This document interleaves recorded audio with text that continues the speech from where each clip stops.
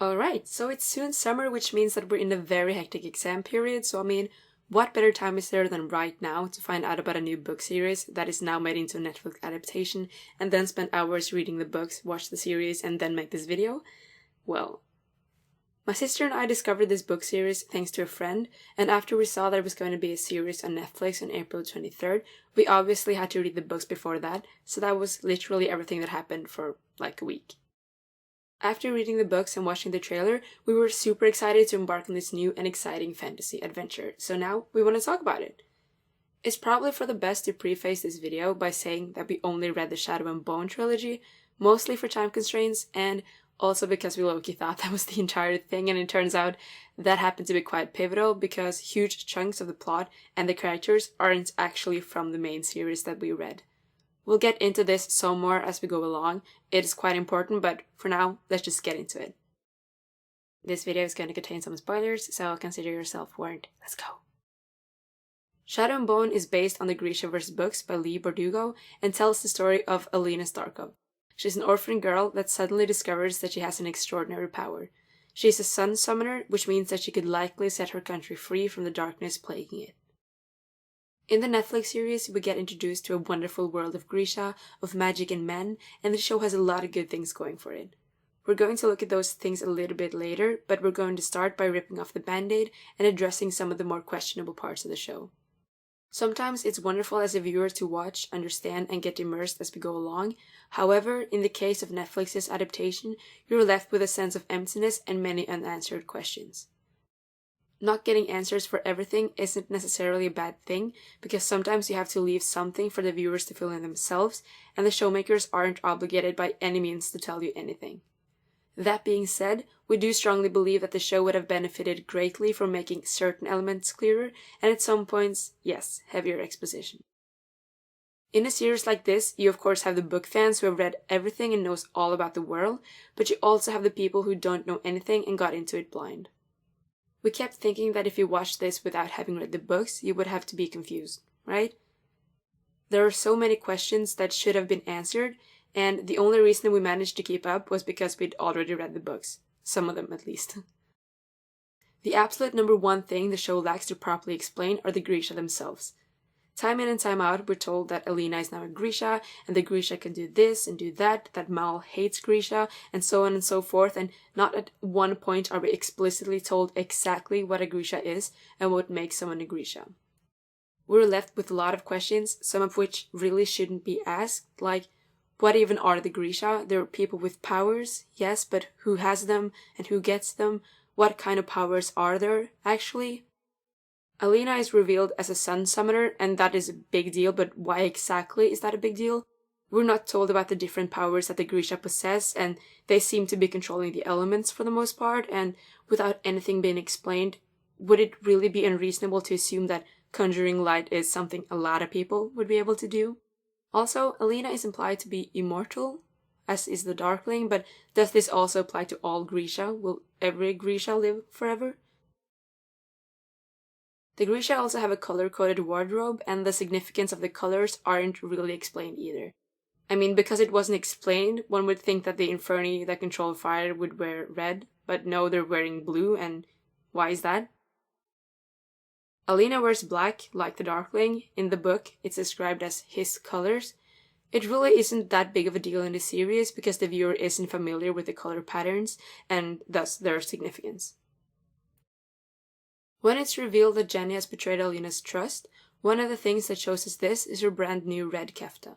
Again, the viewer doesn't truly know what this is supposed to mean, and the huge implication behind it and why this is so incredibly important to both the story and Jenna's character motivations disappear. It's not only the Grisha the show really doesn't dive deep into, but also the world itself where they all reside. We know about the Fold, we know that there's a part of Ravka to the west and that it wants to be independent, we know that there's a country to the south and north, and that the north and its evil Fjordans are a big enemy. We know that the Grisha are hunted and feared among some people, but who are all the other people in the world that are not Grisha? We assume that they're normal, regular humans, even if the show uses another name for them. In the show, it's also mentioned that there are two separate armies, but not why or who goes where. It can also quickly get a bit confusing about where exactly the characters are in relation to each other, and we're told of many different names, but it's hard to understand exactly where they are. It might have been a good idea to have more maps integrated into the story somehow, and for instance, have some characters explain how long it takes to go to this place, or move a piece on a map in a planning process, or something along those lines. In their defense, they do show a map in one of the first episodes, but it's pretty hard to see and impossible to read. And of course you can't have too much of this, but some more at least.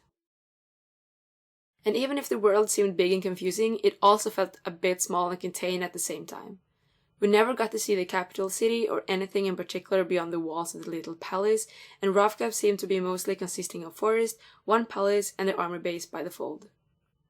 The Darkling kept going on about having Grisha stolen from his palace, but we never see a lot of Grisha in the palace either, and there don't seem to be much of, people around either in general when we look back at it.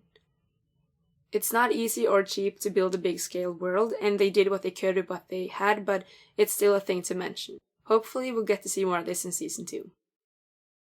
The last thing that was alternating between being good and bad was the introduction of the crows. Right off the bat, it was pretty obvious that the series differed a whole lot from the books, as we were pretty much instantly introduced to the crows. The first 3 books of the Grishaverse, the Shadow and Bone trilogy, which are the ones that we read, do not feature the crows at all.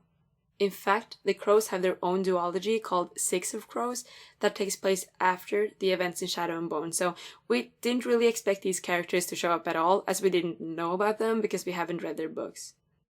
We can't speak for how the crow storyline goes in the books, but we can instead talk about how it affected the Sun Summoner storyline. The introduction of the crows splits the attention, and thus sacrifices from each one of them has to be made.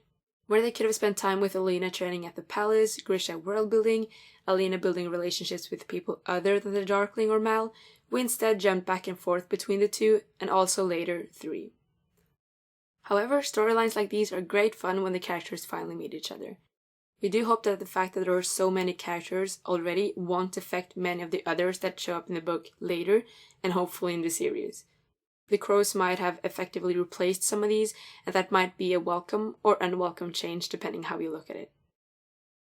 To finish off this video on a positive note, we're going to mention some of the things that made this show enjoyable. And even if we mentioned some of the things we didn't like, we still thought that this was a pretty fun series. First of all, the casting was pretty great, and the chemistry between the actors and actresses were really good, especially between Ben and Jessie. Jessie seems like such a nice girl, and she makes it extremely easy to fall in love with her. At this point, we don't really know who we ship more, Darklina, Malina, Jenna, and Alina, Just a quick note here, my sister and I loved Jenna in the books, and she's been very underplayed in the show, so hopefully we'll see more of her in Season 2. We're also suckers for the hate to love trope, so even though you could see it coming from a mile away, it was really fun with Matthias and Nina. There's also great diversity with LGBT characters and people of color. In the show, they also made Alina half Shu, which was an interesting choice, and it wasn't just done to make the show more diverse, but more importantly, to make the story richer. It's great to see how this world, though it's fictional, mirrors the world we live in too, bringing up issues and things that are relevant every day. The effects overall were pretty good too, and the powers looked pretty cool. The Fold and the Volcra were quite badass, and the scenes inside the Fold were well put together. There were a lot of interesting characters brought to life by a good cast, and they have built a foundation for some potentially great storylines down the road. None of the twists were unexpected if you read the books, but from what we've heard, they're pretty surprising if you haven't. We're just going to end by saying that we are quite excited for Season 2. Hopefully they'll keep the things that made Season 1 enjoyable, while expanding the world and fleshing out how everything works in greater detail. They probably should have done this to a bigger extent in the first season, but as long as it happens later than not at all, we might forgive the show for it. We've already seen the series reaching a top spot in several countries, and the chances for a second season is quite high, if it hasn't already been announced by the time this video comes out. If they plan to follow the books, we'll be introduced to some fun new characters real soon, and now that we know what happens next in the books, we just know that we're in for a thrilling ride. You should be excited, and we are really excited as well. So yeah. Did you like the first season of Shadow and Bone? Have you read the books? What did you like and what didn't you like about the show? Come talk to us in the comments below, and thank you so much for watching and have a good day.